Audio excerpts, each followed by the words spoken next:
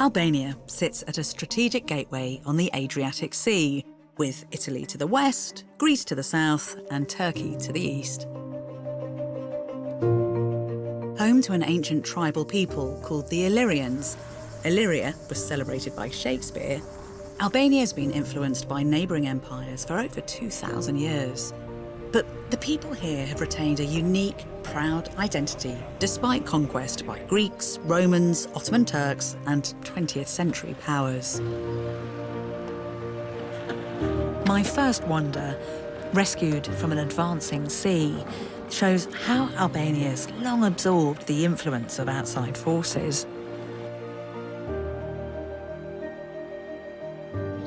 I'm heading to this fantastic ancient site, which is tucked away in this ridiculously evocative landscape, which itself hides a fascinating chapter in Rome's legendary past.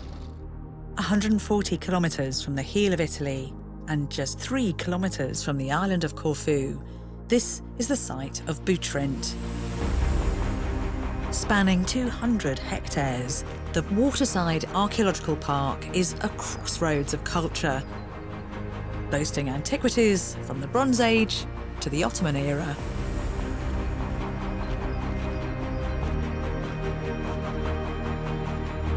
But in the 1st century BCE, Butrint fell prey to Roman ambitions. As Rome expanded from Italy into Western Europe, North Africa, and Asia.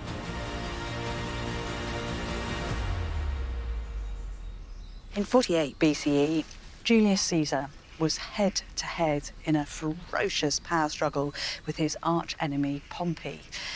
Pompey had his fleet stationed across the waters there in what's now Corfu, and as civil war raged, Julius Caesar stationed his legion here in Butrint and saw an opportunity. Caesar saw Butrint as the perfect place to house his veterans, but the Roman millionaires, who already had villas here, didn't much fancy ex-soldiers as neighbours. One of them was a great friend of Cicero, that very influential author and politician, and he asked Cicero to step in. Cicero obliged and petitioned the Senate to block the development. He succeeded. And so Julius Caesar's grand plans for Butrint were spiked. But another Roman ruler soon had Butrint in his sights.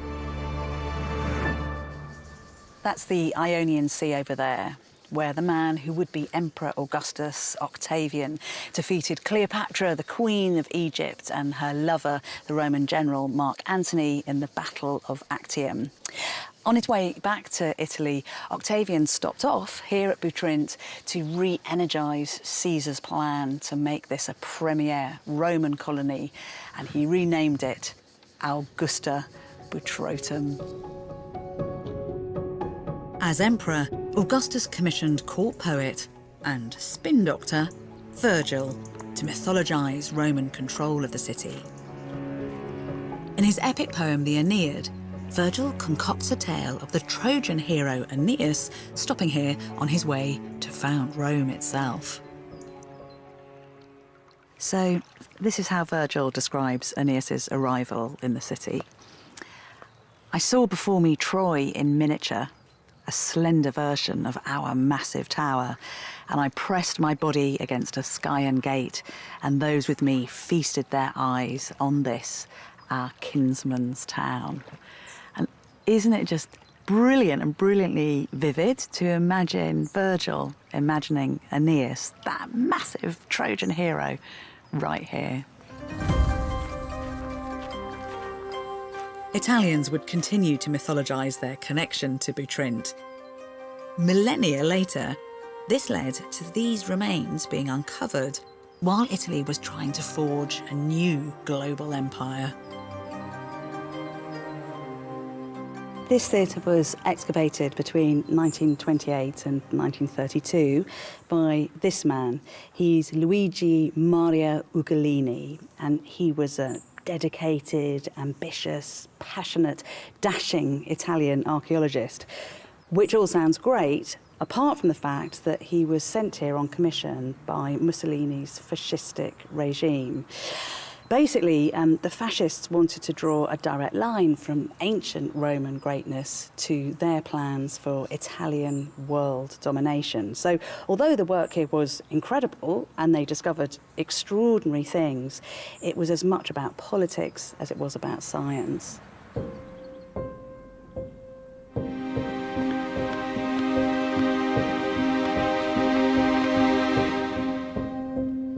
These are just some of the finds that Ugolini discovered.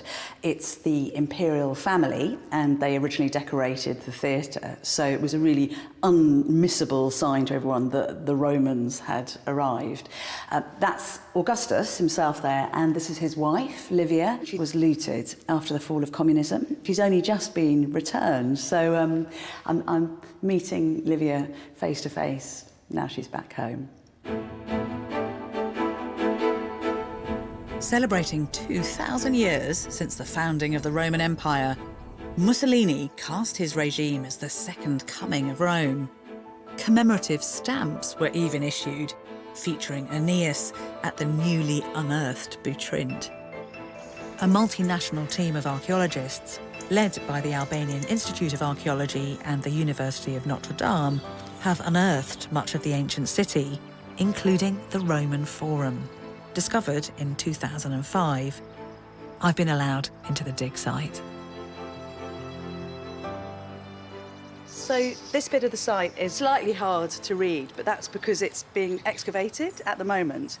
And if you just use your imaginations, it's particularly exciting for me because what the archaeologists have discovered is the Greek agora, or marketplace, that was underneath the Roman Forum. Basically, the Romans, in that Roman way, came here and trashed the Greek buildings that they found. There's basically a sort of Greek marble dump over there in the corner. But look, the archaeologists have discovered this fantastic line of columns. Do you see? Do you see the one still in the earth?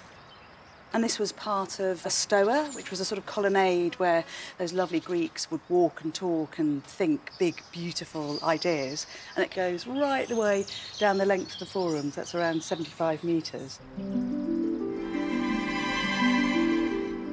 Amongst the clues unearthed, one new find particularly stands out.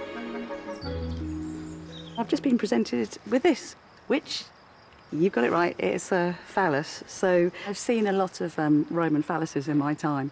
It's the first time I've held one. This would have been put on a Roman house for good luck. Loads of people think it was something to do with brothels, and that's just not right. An erect phallus was a symbol of good fortune and power and strength. So how cool is this? So this would have been on a Roman house to show that the occupant, you know, was a good, strong Roman. But no talisman could protect Butrint against the forces of nature. Because of all the geoseismic activity around here, Butrint always had problems with the sea creeping in. And Roman engineers tried to raise the street levels, but really they were fighting a losing battle. In the 4th century CE, there was a massive earthquake here that wrecked huge quarters of the town. And really, that was the end of Butrint's glory days. As Butrint lost influence, its remains were slowly lost under woodland. The city, now reclaimed by these excavations, became Albania's very first UNESCO World Heritage Site. Butrint is one of those enchanting places where myth meets reality, and reality is as magical as myth. It's also somewhere where you can see Roman ambition for empire playing out both physically and psychologically, but it's a reminder of the vulnerability of history too, because if sea levels continue to rise here, then not just parts of this site, but all of it will be under those waters. So it's a fragile treasure and a fragile wonder.